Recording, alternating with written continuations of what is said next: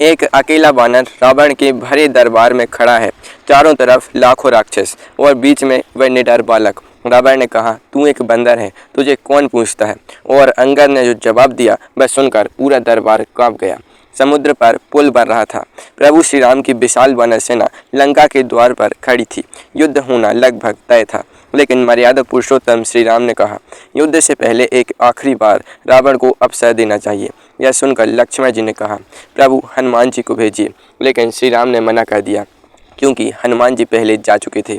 अगर उन्हें फिर भेजा तो रावण यही सोचेगा कि यह हमारी सेना में बस एक ही वीर है। तो फिर किसे भेजा गया? बाली पुत्र युवराज अंगद को। अंगद जब लंका में के प्रवेश द्वार पर पहुंचे तो रावण के एक पुत्र ने उनका रास्ता रोका।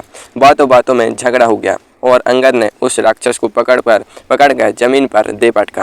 द्वारपाल समझ गए यह कोई साधारण दूत नहीं। अंगद सीधे रावण के दरबार में पहुंचे।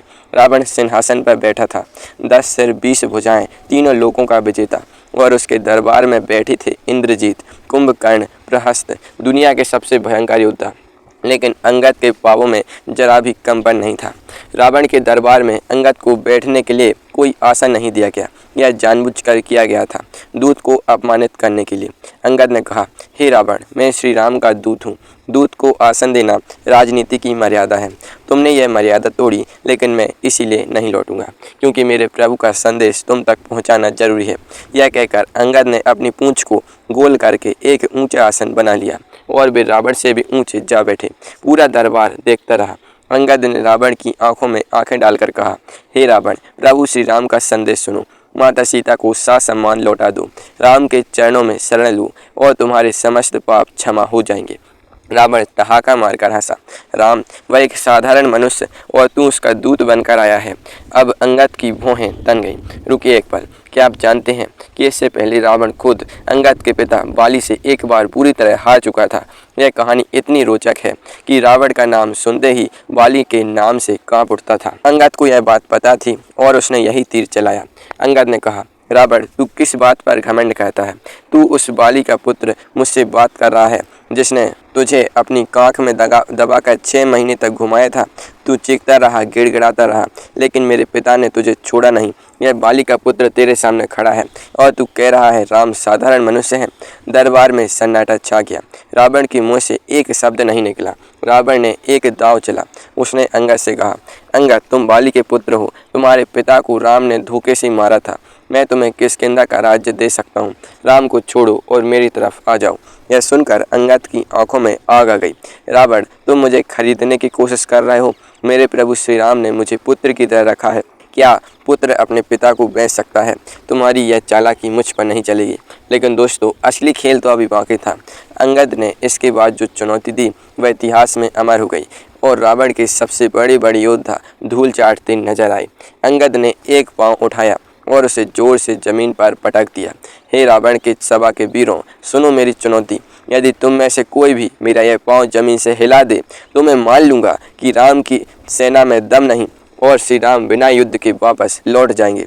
यह सुनकर दरबार में हलचल मच गई। सबसे पहले रावण के मंत्री और योद्धा उन्होंने पूरी ताकत लगाई, पांव नहीं हिला। फिर रावण के महाबली सेनापति आए, उन्होंने जोर लगाया, पसीना बहाया, पांव नहीं हिला।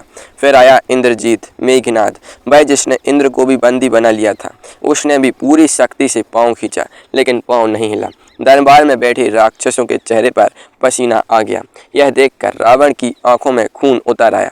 वह सिंहासन से उठा। पूरे दरबार में एक गहरी सांस लेने की भी आवाज़ नहीं आई। रावण ने झुककर अंगद का पांव पकड़ा, पूरी ताकत से खींचा और तब अंगद ने अपना पांव खुद हटा लिया। रावण आगे की तरफ गिरते गिरते बचा। अंगद ने मुस्कुराते हुए कहा, रावण, तुमने मेरा पांव पकड़ा। यदि इसी विनम्रता से तुम प्रभु श्री राम के चरण पकड़ लो तो तुम्हारा भी उद्धार हो जाएगा, लेकिन अहंकार से ग्रस्त तुम यह कभी नहीं करोगे।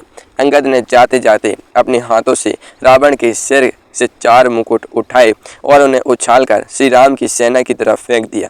वे मुकुट आकाश में चमक रहे थे। राम की सेना में लोग घबरा गए, यह क्या रहा है। तब हनुमान जी उछले और उन्होंने वे मुकुट हवा में ही पकड़ लिए और श्री राम के चरणों में रख दिए। श्री राम ने पूछा, यह क्या है? और हनुमान जी ने मुस्कुराते हुए कहा, प्रभु, यह रावण के मुकुट हैं, बाली पुत्र अंगद का उपहार। यह 4 मुकुट साधारण मुकुट नहीं थे। रावण ने बाद में अपने सेवकों से पूछा, अंगद ने मेरे 4 मुकुट क्यों छीने? तब अंगद ने जो उत्तर भेजा वह था, रावण, ये 4 मुकुट 4 शक्तियों के प्रतीक थे, साम, दाम, दंड और भेद, अर्थात समझाना, लालच देना, दंड देना और फूट डाला।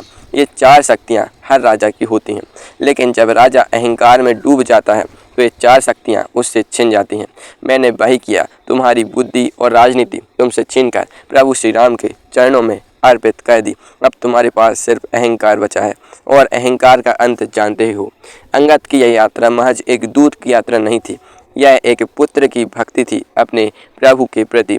यह एक योद्धा का साहस था अकेले शत्रु के घर में, और यह एक दर्पण था जो रावण को उसका सच दिखा रहा था। लेकिन रावण ने देखा नहीं, और जो सच में मुँह फेर लेता है उसका अंत तो लिखा ही होता है।